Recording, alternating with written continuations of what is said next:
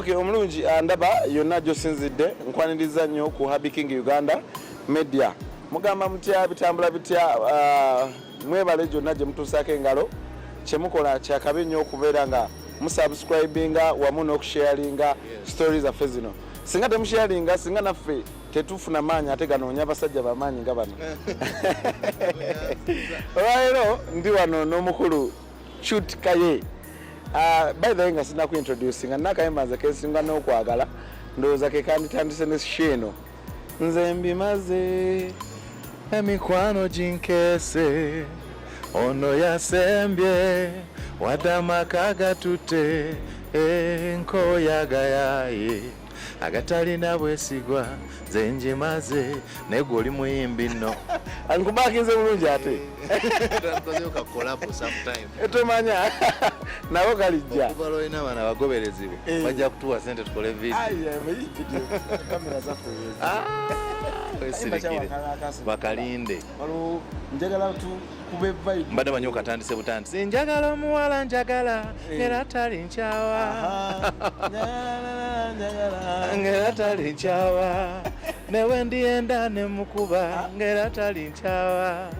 nera ndirodi nga tugobye ngera tali nkyawa banange ne bwembulwa ekikumi mu nsawo ngera tali nkyawa situkozine nange nze nakwegombye dda agamaso g'omwola ntwala gye bakuzaala tudde gye twasookera mu mukwano gwa ddala nze ndaba gye twolekedde tugenda kwawukana yegwe gwe ndowooza gwe neebaka gwe gwe ndoota emisana gwe ntambula mu katale nze nkwekanga kululo nyumirwa obulamu kululo ndabika na bbere kululo bandabanyirira onjagazaki mugamba mutya bannange soko muze kubatulaba mbala musajja nnyo mwena mwena abatulaba banaye neesiimye okubeera wano mwebale nnyo temwerabira banaye nga bulijjo tujja kubasabanga tewerabira ku likinga n'okusubscribinga anti bagamba nti tulina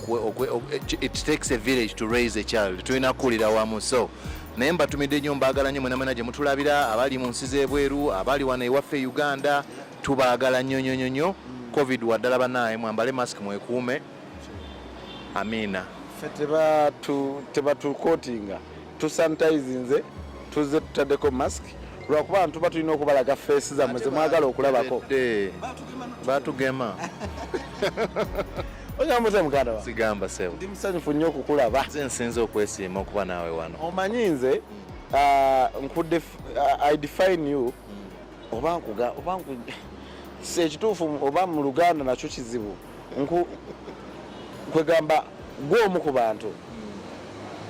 benyinza okugamba nti there is hope. You just don't have to give up on yourself. Okitegeera there is hope gwe nooba owulira nga kiganye there is hope tolina kugwamu ssuubi obutaba na ssuubi it's not an option mu bulamu ng'oli mulamu obutaba na ssuubi si option option oba kyeki mu Luganda nze nawe naye ekyo si kyakusalawo ekyo tekiriyo mu bibyo obutaba na ssuubi tekikkirizibwa ekyo yes my Bible yagamba nti if you have faith as small as a mustard seed you will say to this mountain move from there and go into the sea bw'obeera n'okukkiriza okwenkana akakasigo oba kansimbi ekyo ekibala simanyi bakiyita osobola ogamba olusozi lugende nga point eriwo nti essuubi kinyusi kya bulamu yes ngera bw'ogambye nze ndi bujulizi bwa ssuubi soko yanjula akafo we tuli tuli wano ku Pizza Connection kafo kalungi nnyo basavinga ebintu birungi kali so beautiful bw'oba oli mu kibuga oyitawo n'olaba it's amazing Pizza Connection waneka mocha Pizza Connection ojja otya kubanga ebifo ebiringa bino bw'obituukamu babakalubiriza kamera musasule mulese kamera mu kifo kino ate ffe tutuuse wano nagambye ono neŋŋamba kafo ketuzeemu nga kamaanyi tebatukyajingeza kamera kale wadde omusajja gwenkyaziza nga mmanyi w'amaanyi ebyo byadde bijja kubeera sorted ojja otya okubanga mu bifo byonna olonze tukolere wano interview kano ko Pizza Connection okusooka nze nkaagala nnyo nkakkiririzaamu njagala nnyo green njagala nnyo ebintu byensinga okwagala nature amazzi era nze ebiseera ebisinga nvuga nengenda ku mazzi nentula nentunula bwenti ebbali nempulira emirembe nendooza ebyokukola nempulira nemeditating nempulira nga ndi kumpi ne Katonda so kakati ono green mwagala nnyo kuba kana kafo okalaba kalinga ennimiro is like a garden so nkagala nnyo and then n'omwami akaddukanya Mr. Rajesh abadde mukwano gwange ebbanga ddene tubadde nga tukola ffenna since 2012 yes Rajesh abansi mu Uganda muyindi Jata music wa Uganda asinga obungi. Mwagala n'obulamu bwe bwonna kuva dda mpagira nnyo. Uganda alumanyi alwogerera aluwulira. Alwogera era aluwulira naye si fluently nnyo naye aluwulira era alwogera. Ate ayagala just kyenkola. Mukyazaako. Ojja mukyaza mwogere. So abatulaba njasooka mbebaze okubanga basubscribing nga kyemmanyi kubana abatulaba fan base oinako mpitirivu kubanga abantu abasinga otulaba by the way audience yaffe abasinga abantu bakkiriza abasiraamu basiraamu nnyo abalokole nnyo abakatuliki nnyo abakristaayo nnyo so kirungi nnyo okukkiriza mu Katonda by the way kubanga at the end of the day God first gye kiggwera bagamba nti omuntu atamanyi gye yava talina gy'alaga tamanyi gy'alaga bw'otamanya gy'ova tosobola kumanya gy'olaga kati ate ffenna tuva wa Katonda yensibuko era atamanyi Katonda obeera weesulise Qute Kaye ndi musajja Muganda ndi mwana wa kusatu mu family y'abaana bataano nasoma electrical engineering natandika okuyimba mu 2007 kwe nakolera first single yange Jinkese 2007 mu mwezi ogwokubiri nga 22 ndooza ndi businessman nina family nina omwana abaana bwe kityo ndi mukkiriza ndi musajja mukkiriza walokoka ensi yonna eraba actually kyewunyisa nti nali nalokoka dda nali ndi ku renewing vows zange nali nziza bujja enzikiriza yange omanyi bagamba nti ask for help not because you're weak but because you want to remain strong and ask for help and don't stop until you get it so natuuka nebinzitowamuuko nenga waayi anoonya obuyambi waaye Katonda obujja Katonda nzuuno nkwatiraako omuntu yakulaba nga weza obujja embeera tuwali mu state nungi ate omuntu yakulaba kati ndowooza kyeki kyetwayogeddeko nti essuubi omuntu yakulaba kati kimuleetera okugamba ekitegeeza nsiwuse ndiibwe nti naye nsobola okuddawo in just a blink of an eye omuntu yenna alina kasita oba n'essuubi nze nzikiriza okuva ku bulamu bwange nze nga bwe mbulabe bwe mbumanyi kasita oba n'essuubi of course noba ne family era still abantu abafaayo abatali babi nnyo noweewaayo eri Katonda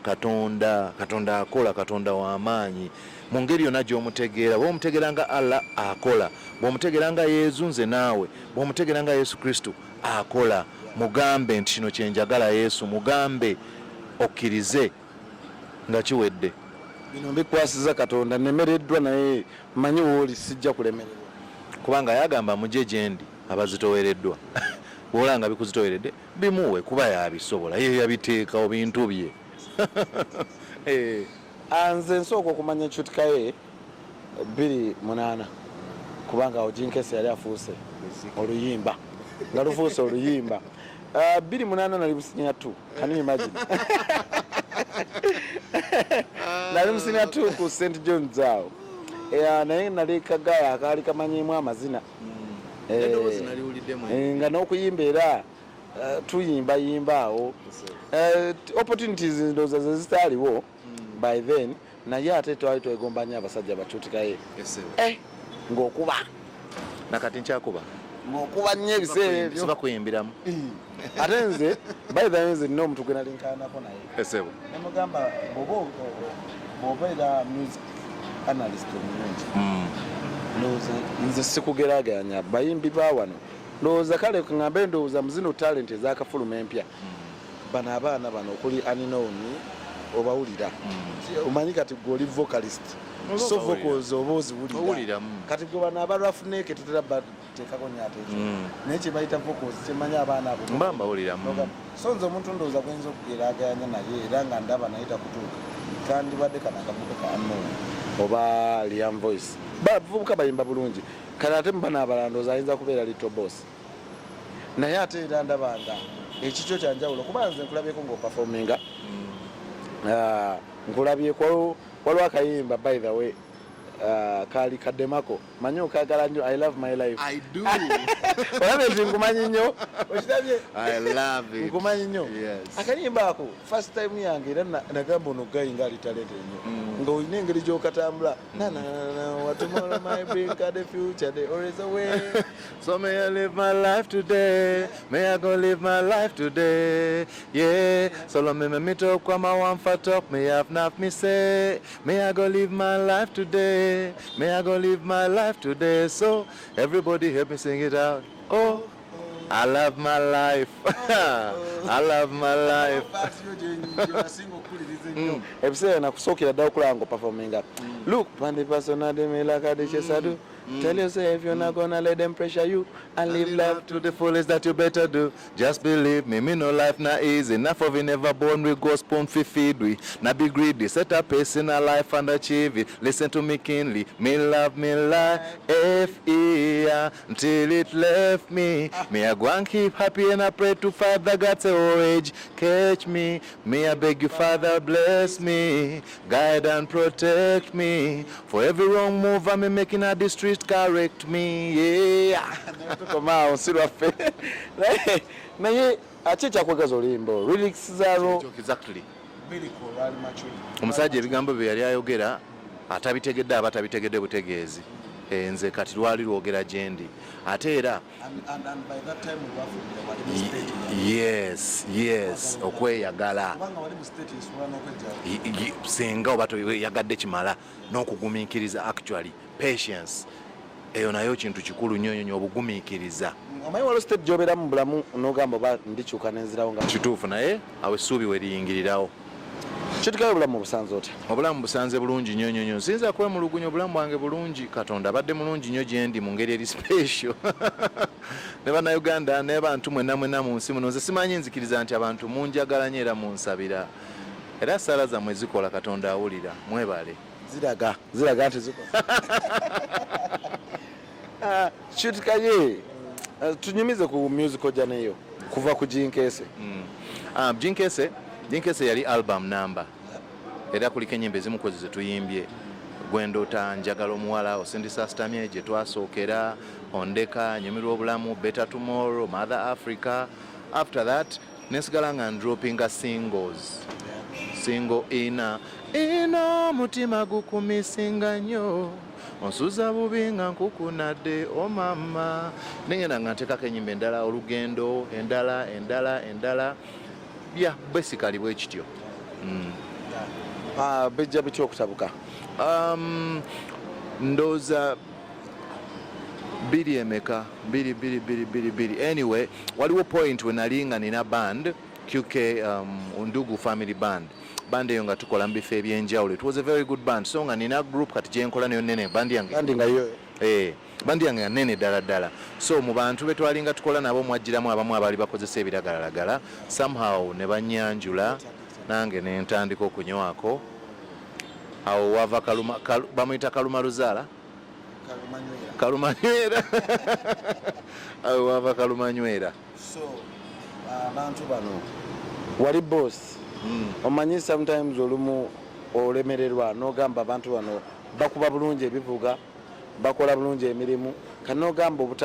obutabalaga nti suicide nayo n'otandika okukozesa bibakozesa. Not necessarily bwe kityo actually era si bonna by the way just nkyogeddewe nti naye mwalimu ng'omuntu omu babiri abaali bakozesa so nga sometimes band bwe tuba tukoze bwe tukola olumu nga bwe tuba tugenda ku show nga nze bampise nga ŋŋenda nabo mu motoka ne baŋŋamba tusooke tuyiteko wali twagala kunywamu kantu katono ne tuwetawo ne banywamu n'ogwokubiri ogwokusatu n'empetayo banenga muluddewo osobola okunywako bwe kityo Cute na bibuno bwokka biki somehow nenywako ogwokusatu nenfuuka addicted nemba trapped olutalo ne lutandika. Batandika okukuba mawulire omusajja nga afuuse omusajja omuyimbi ow'amaanyi afuuse omuyimbi nze ntandika okuwulira eŋŋambo zatambula nnyingi omuvubuka yajjanyirira nnyo abakazi be bamusuula bino wale biwulira Embeera mbiwulire of course. Lwakuba engeri gye natandika okuyimba nga nkyali muto, kuba natandika okuyimba nga ndi muto ddala. Nakola hit yange yasooka ya Jinkeese nga nina emyaka 21. So ebigambo n'ebintu abantu babeeranga boogera nnyo nebyo nga kati biri part of me nga tebimataringa gyendi. Ebyo nakati ebigambo nze tebina kye binkolera. Tebina we bindiira tekikyayinzika. Omusajja yagamba bamuyita Les Brown nti if there is no enemy within, the enemy outside can do you no harm. Bw'otaba na mulabe munda mu ggwe, omulabe w'ebweru talina maanyi. Ekitegeeza munda mu ggwe kwoba nga toli kulwana nga you're not conflicting. Oli bulungi. Tell us about your family. Ng'oli mu state eyo. My wife yagenda of course yali tayinza gumiikiriza nga talina kyakola n'agenda. Yeah, I guess my brothers and sisters bakola kye bayinza okukolako. Yeah, we bali nakati bafuba. Mami wange she fought so hard. My family balwana bakola kye basobola era singa nabo tebanwanirira. Of course nange nalwana kuba kigwera ku ggwe naye nga nabo balwana gwasalawo nti kati kino kiwedde nkoyo kumpisaamu amaaso ku ddiiru ki ekyo si kyendi ekyo kimala. Okay, onzanyiddeko sitaani ozanye weebale nnyo naye omuzanyo guwedde kati tugende mu maaso. Tukulaba ku kyaki naye muganda wange kulikayo kubanga amawulire gano manyi kati ffena tuli bannamawulire naffe bablog era tugendera mu kiti kyekimu naye obuzibu obumu nti sometimes fe olumu tumindinga nnyo viewership. Nze ekyo banansonyiwa baba bakiwulidde babloga bannange naye olumu twerabira personally olumu we over exaggerate. Yeah, kyova abannaffe abamu ate bo bamaliriza babasindisa eyo ate ekyade kiteetagisa naye sometimes nze olumu janyo okola ekintu nga ndi informed okitegeera. Tujja olunaku lukya ku makya nti ate Kaye yabbye ettaala l'emmotoka kyokka nga teyakamala okulabibwa okulokoka. Sitaani era yakusindika eyo akulwanisa okuvaayo eri gy'oyagala ova. Owange temwetaaga kubeera nga mutema ebigambo ku sitaani. Of course sitaani gy'ali n'akavuyo ke naye Katonda we yatuweera kye bayita will power ffe twesalirawo kyekinaaba ani gw'onaaweereza. So natuuka ku time eyo believe me nenvaako simply kati sitaani waba yali akikolereyo munda natuukawo nenvaako naye nzuuno wano nga kyentegeezamu ekyo nti kyabaawo nenkiva mbagamba nti great men are made by adversity. Nga kyekitegeeza nti tosobola kubeera musajja wa njawulo nga toyina by'oyiseemu. Tewali kikufuula wanjawulo. Tebayinza keera ku makya ne bagamba oyo muzira nga oyo musajja mulenge oyo yatambula yaani simumanyi naye muzira nnyo. Kiki kyotegeeza nti muzira nnyo olina okubaako kyokola okubeera omuzira. Great men are made by adversity. Nti abasajja ab'amaanyi bakolebwa kuyita mu kusoomoozebwa. Tosobola kukeera lunaku lumu n'olaba omusajja atambula ku luguudo n'ogamba bannange oyo gaayo oyo muzira nnyo oba omukazi oyo muzira nnyo. Omuntu okubeera omuzira olina okuba nga olina by'omanyi byayiseemu n'ogamba nti Qute Kaye oyo musajja muzira. Lwaki ogamba nti muzira? Oyo musajja namulaba nga atudde n'akatala mu mmotoka. Oyo musajja namulaba nga alokoka ng'akola bw'ati. Oyo musajja namulaba kiri omusajja oyo wuuya oyo muyaaye muzira. Walina okubaawo ebibaawo. Actually this life is not a straight line. No. Life will wait. Kati bw'otakkiriza makoona kano kugwa n'osituka. By the way nzijanya akayimba k'omusajja ono copyright kabayita situka tutambule. Akayimba ako waliwo w'obeera amazima ddala nga you need to stand up again. You just don't have to give up. Tuyina kukkiriza nti ensi ensinzi kubanga ensi Katonda atutonda tuteeka mu nsi eno amazima ddala nga tuyina kumeggana nayo kubanga era tujja nga waliwo abaagifeesinga ne babaako bye baleseewo okitegeera ate biffe tulina okulwana nabyo okitegeera. So nze ndowooza ensonga gyoyogedde abantu balina okukitegeera ekyo. Teri muntu atalina bizibu. Omusajja agamba nti life is a fight for territory and once you stop fighting for what you want, what you don't want will automatically take over.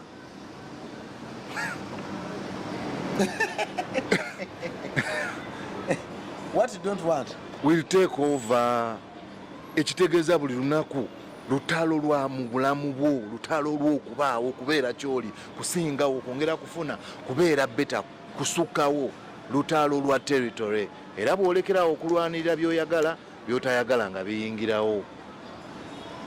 era abantu abatayagala kulwanirira bye baagala kubaako kye bakolawo era basigala ba bulijjo bamala tebatufaananye basigalawo awo kubanga gwani yandibadde ng'essaawa zino miitinga abasajja nga balajeshi kitegeera amazima banatusonyiwa naye mazima lifeline gye weesiba musango y'obulamu bwo gwagikola nyimbi bayibuli egamba nti as a man thinks so is he byolowooza ebyo you limit your life you stay away. You're done osalawo nti ffe tuli banaku nogamba nze ndabye nze Qute Kaye nali muzibu nnyo nga nyimba ne balaja nanga ntambula wali ne wali kataba bwendi kanfe sina kyakola ng'owedde watuukako mu state ate nga njagaza kisenga saafa sigala nkaayana naye muganda wange webale kunyirira webale kusiima katonda mulungi katonda w'amaanyi ngenda sooka nkwebaze nga tetunayongerayo ngenda sooka nkwebaze ekituufu nakubidde lunaku lweggulo olwali tuli wano tukoze interview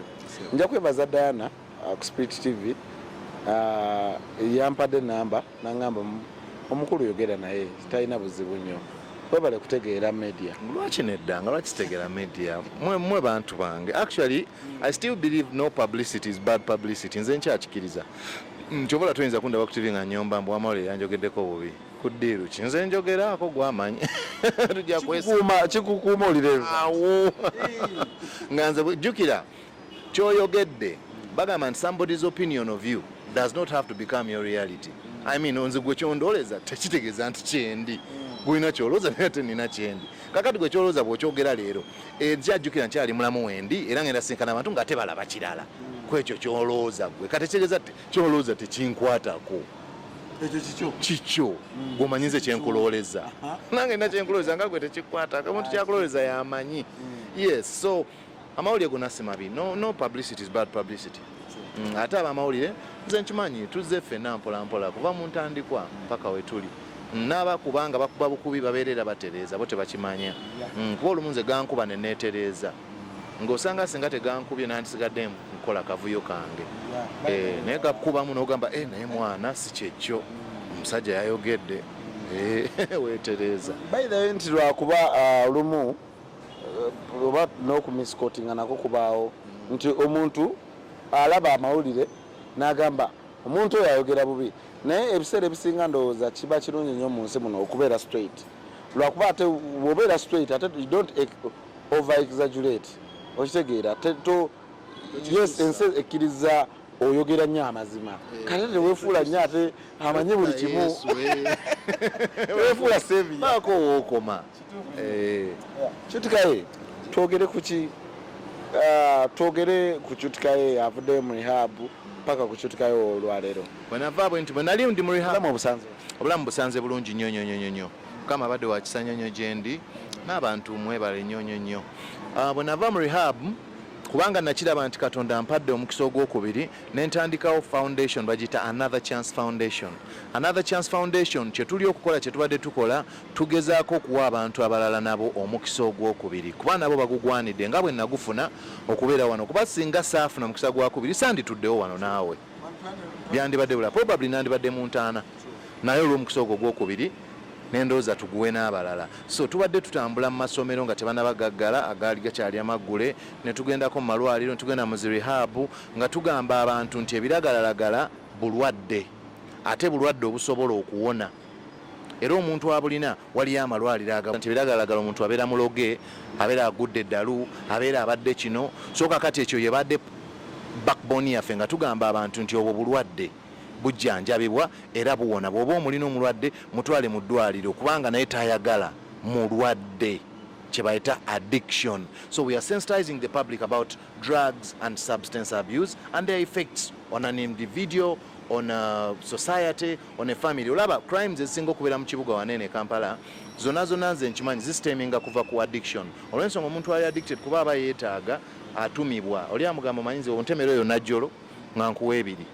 ebiri bubiri ng'amutayiza ng'amutema kubanga ekyo nze bwonjasiza kiri bw'okola kiri so singa tutandika okuyamba abo abantu abali addicted ne tubatwala mu malwaliro ne tubalagirira gye bawonera ne tubayambako abamu ne tubakwata lwa mpaka ne tubatwala mu malwaliro abaana mu masomero ne tubabulira nti ebyo ebiragalalagala gyebiri era bitta bulwadde ojja kulwala singa obikwatako olaba Qute Kaye nga tannabikwatako yali bw'ati we yabikwatako mulaba wuuyo atudde n'akataala bw'abivuddeko wono wanaakugamba kati omwana n'asobola okukolawo kye bayita informed choice n'asalawo mu kumanya ne bw'obireeta abatagenda bikwatako naye singa abatamanyi olumu yeesanga atandise nga nze nange bwe kyantuukako so tugenda mu masomero nga tubabuulira then abalwadde ne tubagamba wasalawo bulungi okujja wano omukisa ogulina ogwokubiri ogenda kuwona ogenda kuba bulungi n'abazadde ne tubagamba nti obwo bulwadde tomukyawa tomunyiigira society tomugoba yeetaaga mutwala mu ddwaliro so kati ekyo kye tubadde tuliko as another chance foundation then of course n'ennyimba empya mbadde nkola ennyimba ye gwe wange gwe mpe byange bwe mba naawe nzenna mpulira bulungi ye gwe wange gwe mpe byange bwe mba naawe nzenna so ndi kukola ennyimba ndikola album empeje okay abatulaba tukyagenda ddala maaso ndi n'omukulu Qute Kaye omukulu ono oba erinnya yasooka nayeraba mu ndabirwamu n'alironda bulo muganda wange erinnya lino omanyi nze nina omuwala yali mukulu nnyo ku ffe kati ffe twali baana mato baali bampita Herbert naye nali talented oba kugambe nali manya ebintu bingi nali manya okuzina nali nyimbayimba okukyalo okubiibya nali manya okubiibya amazina nali talented nnyo kati omuwala oyo ye nangamba kwetagere Herbert Habi kati nankazaako eryo erinnya kati ye nga bulwajja Habi waali kati nange nendyagaana erinnyumira nenzija erinnya Qute Kaye lyavaawo erinnya Qute Kaye mami wange yali ntuuma bwe nali omuto bwe yanzaala yalina goita eddookoli so kakati ne batamulongoosa ng'ali lubuto ng'ali kumpi zaala yalina mukwano gwe Judy nga naye ali lubuto muzungu so kakati Judy n'azaala omwana Brian kati mami naye bweranzaala bw'ati ne bamutwala mu theatre okumulongoosa bamala omulongoosa ng'abeera alina chloroform mu mubiri kuba bamusannyalaza nga tayinza kunnyonsezaawo so Judy ye yannyonsa nga nnyonsa n'omwana we Judy n'antuma erinnya Qute yakuzaala mulala neyakuyonsa yanyonsaako siyanyonsaza ddala Judy yanyonsaako nga tuwunzika twogere ku kikati kubanga by the way kati tuneyongerayo Qute Kaye nono yatuwaddeyo akayimba tuli kakola muli kalaba nange nyimbe muneki tukoleyo akayimba mu maaso awo kanaabeera mu album video tunagyekolera kamera ezaffe weeziri naye nga tetuneyongerayo muganda wange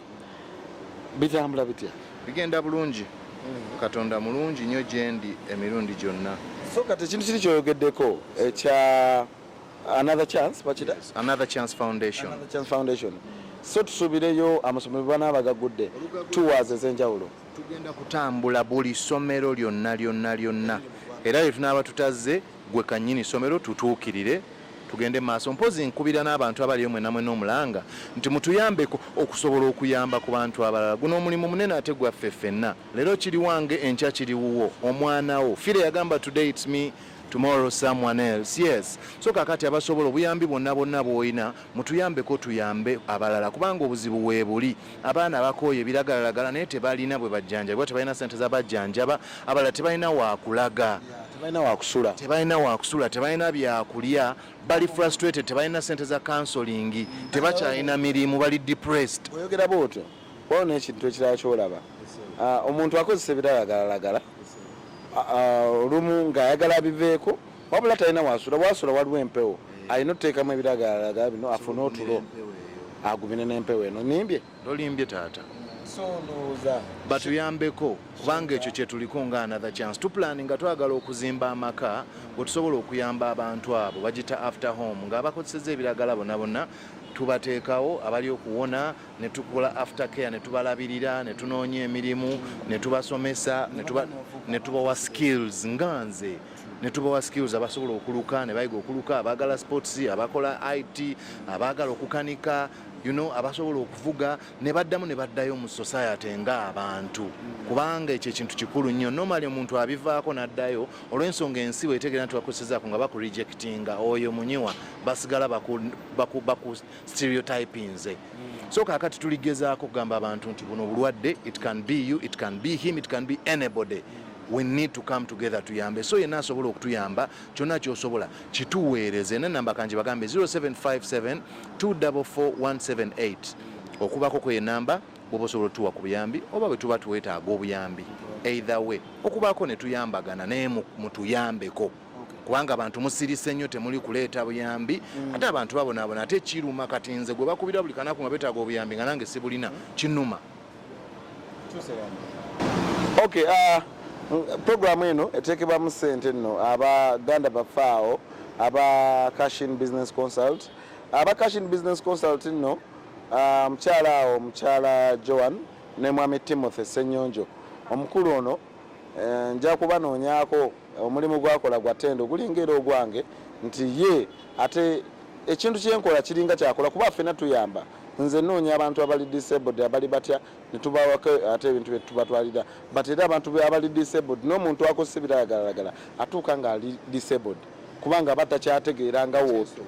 batakyesobola so tujja kulwana nnyo tulabe nga ate tusobola okubaako naffe ettafali etteekawo n'abantu banga batugoberera weewaawo so aba Cashin Business Consult bano nno batwala abantu ebweru mu nsi nga Qatar, Dubai, Saudi Arabia.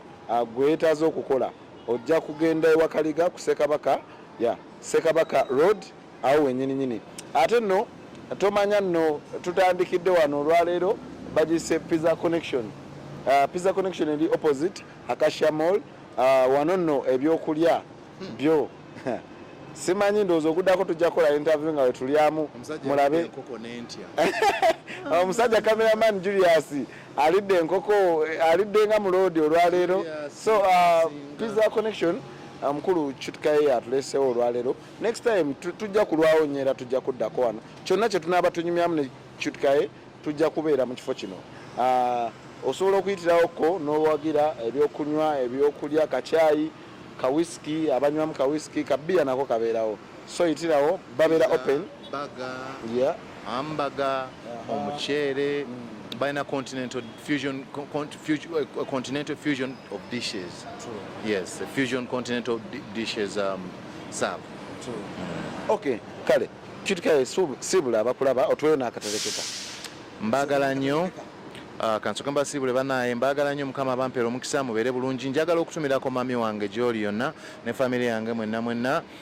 n'abantu abalungi mbatumidde nnyo mwebale nnyo bannayuganda mwenna abalaba mpozi ngera bwe mujjukira Another Chance Foundation enamba twagibawadde ky'oyinza okukola kikole tomanya ani gw'oyinza kuyamba n'ekyo ekitono ky'oba okoze akataleke kakagamba nti Bayibuli egamba ng'omusajja bw'alooza bw'atyo bw'ali banaye mulooze ebiroozo ebirungi musobole okuba abantu abalungi mulooze ebiroozo eby'obugagga munaagaggawala mulooze ebiroozo by'emirembe mugenda kuba n'emirembe ezikyenkozesa. Kale oyo abadde Kaye mu wiiki netali yawalanyira tujja mukomyawo tetujja kugula bitannajja so mujja biraba byonna ebinaaba bitambudde nsigadde Happy King Uganda tubadde ku Pizza Connection wano Kamoocha opposite Acacia Mall ate tomanya bingi nnyo betukyaleeta betukyafumba ngenda kusaba mwongere okusubscribinga okusharinga atakumira mpeera bankumire mbeere bulungi mweraba.